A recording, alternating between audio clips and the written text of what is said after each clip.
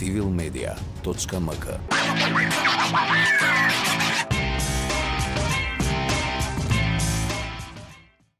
Добре дојдовте во овие празнични кратки нозе. Заедно со вас разоткриваме дезинформации со неспорни факти и аргументи. Во оваа специјална новогодишна епизода ви ги представуваме најинтересните теории на заговор и дезинформации за пандемијата со COVID-19 и вакцинацијата, кои беа дел од кратки нозе во 2021 година. Тргнуваме веднаш. Како што засилува новиот бран на пандемијата и се заоструваат мерките за справување со коронавирусот, така се засилуваат и дезинформациите за COVID-19 и вакцините, честопати зачинети со неверојатни теории на заговор. Протестот на противниците на вакцините и мерките на 20 ноември во Скопје пред собранието изобилуваше со вакви содржини. Од видеото од протестот на Слободен печат со наслов "Блуд, сатанизација, чипови, роботи, хаос", еве во кои заговори веруваат македонските антиваксери, извојуваме една теорија на конспирација и две флагрантни дезинформации. Говорничка на протестот, без да наведе никакви докази, зборува за некаков план на сеопшто уништување. Нивниот план е до 2030 година се да уништат, а највише им сметаат македонците, продолжувајќи да реди дезинформации зошто токму македонците биле мета на планот за уништување.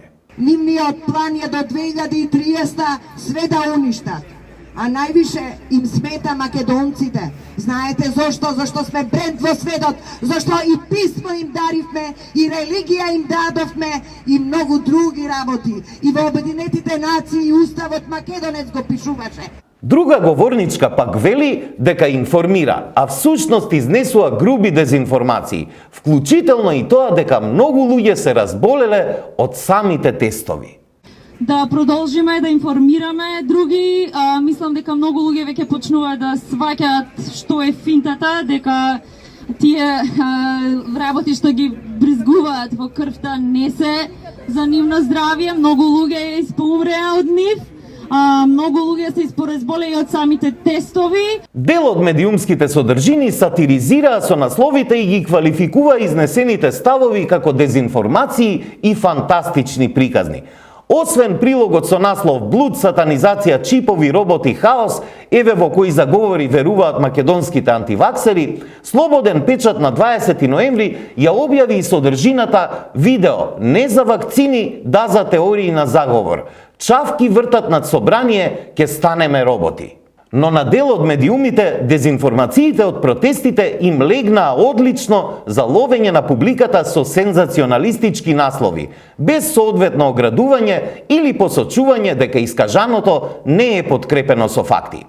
Таков е примерот со порталот Скопје 1, кој објави наслов "Антиваксерка до пратениците, дали имате психијатри, во мозок треба да се вакцинирате". Фокус пак објави наслов "Протест против вакцинација. Бил Гейтс сака да изврши депопулација на планетата". Порталот локално објави од денешниот протест пред собранието сакаат да ја уништат старата цивилизација за да го воспостават новиот поредок. Само преку насловите може да се воочи разлика во пристапот кон дезинформациите од протестот кај овие медиуми. Дел од нив ја разбрале нивната одговорност за проверка на информациите или ставовите што ги пренесуваат до публиката, но дел од нив очигледно не. Ваквите дезинформации и теории на заговори предизвикуваат реална штета по јавното здравје. Токму затоа одговорните медиуми и новинари треба постојано да вршат проверка на факти за да превенираат штета при објавување на дезинформации и теории на заговори во врска со пандемијата. Порталот Коловрт и неговата Facebook страница на 14 декември 2021 година во рубриката Технологија објавија текст со наслов "Жигот над зверот и за деца. Бил Гейтс сака да имплементира печат со невидливо мастило и за најмалите". Се разбира, објавата не содржи никакви технолошки информации, туку теории на заговор и дезинформации. Само неколку месеци пред јавното откривање на коронавирусот во Вухан, научниците од Технолошкиот институт во Масачусетс МИТ објавија дека е завршена технологијата за тетовирање на печати, жиг над зверот, што би ги следеле нивните евиденции за вакцинација на децата, се вели во објавата. Но теориите на заговор дека вакцините се жигот над зверот, израз во христијанскиот Нов Завет, не се нови, туку стари неколку столетија, уште откако успешно се применуваат вакцините против сипаници, кои оставаат физичка трага. Овие теории воскреснаа со пандемијата, а главна мета им е милиардерот Бил Гейтс, кој без никакви докази се обвинува дека ја користи пандемијата и вакцинацијата за да имплантира кај луѓето и децата чипови, кои се толкуваат како сатанистички белези, жиг над зверот. Негативниот ефект на ваквите дезинформации и теории на заговор не е за занемарување, затоа што анкетите покажуваат голем процент на испитаници кои веруваат дека Бил Гейтс е поврзан не само со планот за користење на вакцинацијата за имплантирање микрочипови кај луѓето, туку и со создавањето и ширењето на коронавирусот. Тоа се гледа и од протестите против вакцинација ширум светот, каде што се користат плакати и слогани против Бил Гейтс. Вакцините против COVID-19, како и тие против сипаници, немаат никаква врска со митот за жигот над зверот. Нема никакви докази дека некој се обидува преку вакцините да имплантира микрочипови. Но има сериозни докази дека ваквите теории на заговор и дезинформации се штетни не само по менталното, туку и по физичкото здравје на општествата, доколку се инфицираат со нив. Ден по протестот против вакцинацијата и ковид мерките во Виена на 20 ноември, на социјалните мрежи и по портали во повеќе европски земји беше објавена и споделувана фотографија за која се тврдеше дека е од протестот. Оваа фотографија на 21 ноември осамна и на Facebook страницата на порталот на албански јазик monitor.mk и за само 2 часа предизвика над 1900 реакции и над 100 споделувања.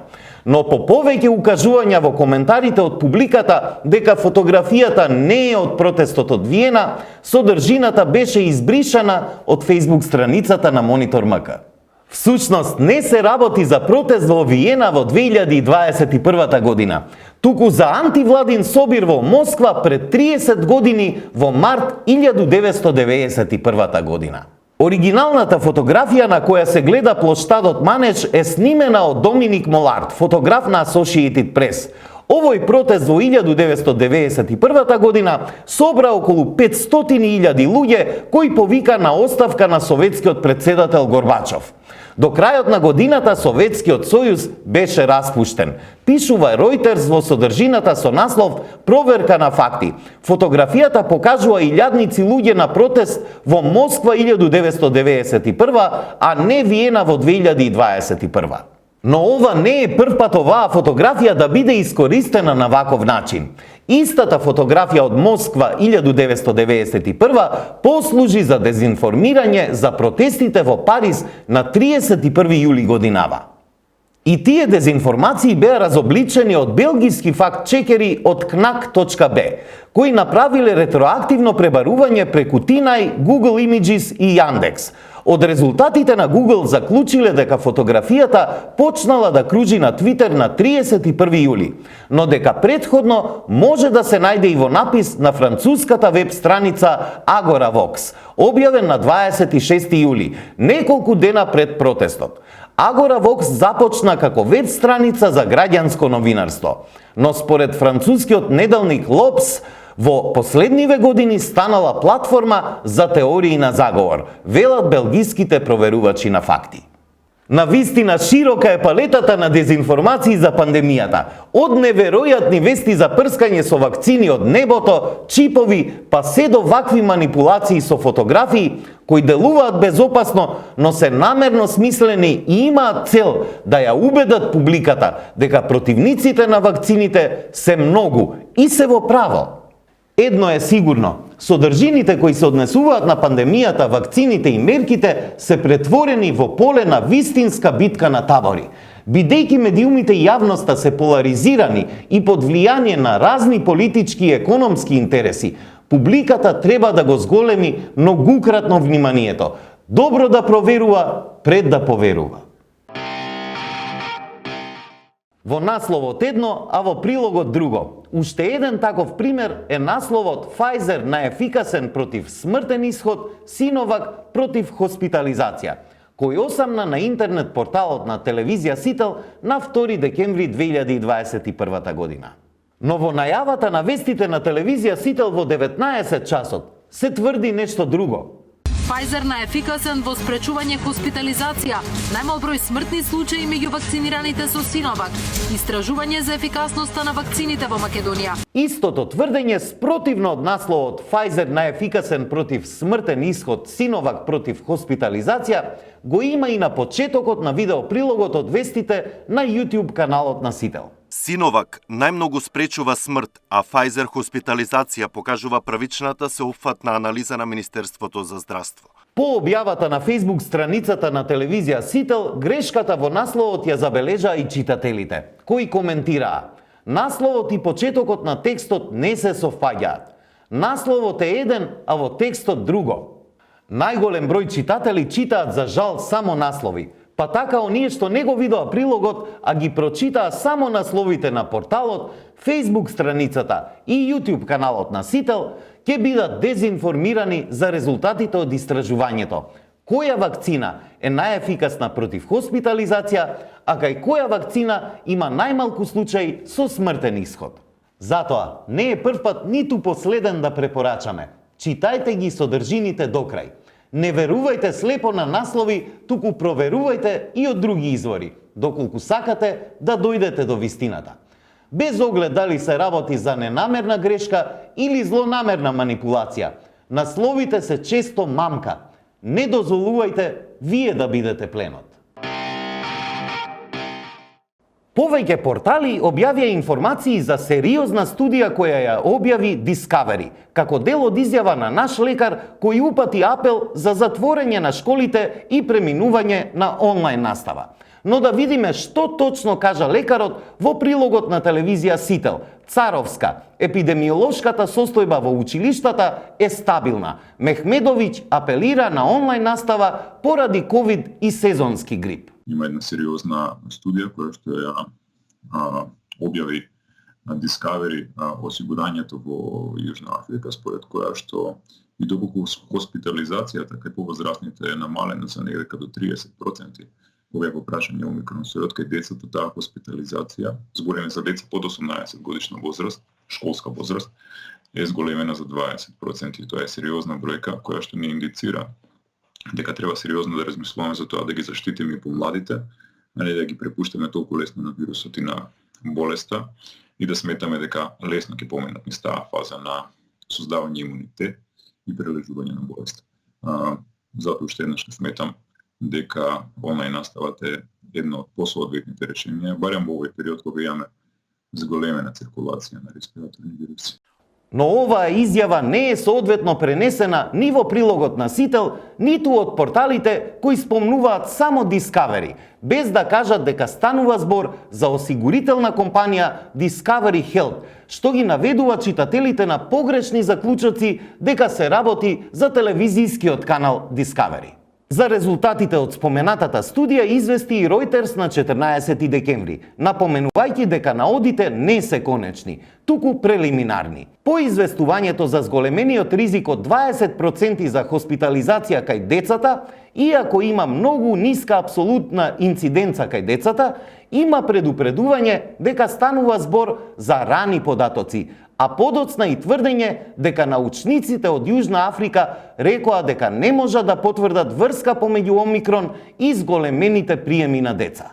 И експертските реакции објавени на 14 декември на Science Media Center укажуваат дека не треба да се излекуваат дефинитивни заклучоци за ризикот за децата. Еден од експертите укажува дека и за претходните варијанти имало тврдења дека децата ќе бидат позасегнати, што подоцна се покажало како неточно, затоа што тврдењата биле засновани на рани и делумни податоци. И Светската здравствена организација на 17 декември укажа дека се уште има ограничени податоци за клиничката сериозност на Омикрон и дека се потребни повеќе податоци за да се дојде до разбирање. Затоа, додека науката не дојде до проверливи сознанија, најдобро е да ги почитуваме препораките на Светската здравствена организација за заштита на себе си и на другите и да се воздржиме од ширење на дезинформации или непроверени информации, кои може да имаат сериозни штетни последици. Тоа беше се во овие кратки нозе. Се гледаме наскоро во нова заедничка потрага по вистината. Останете со Цивил Медија.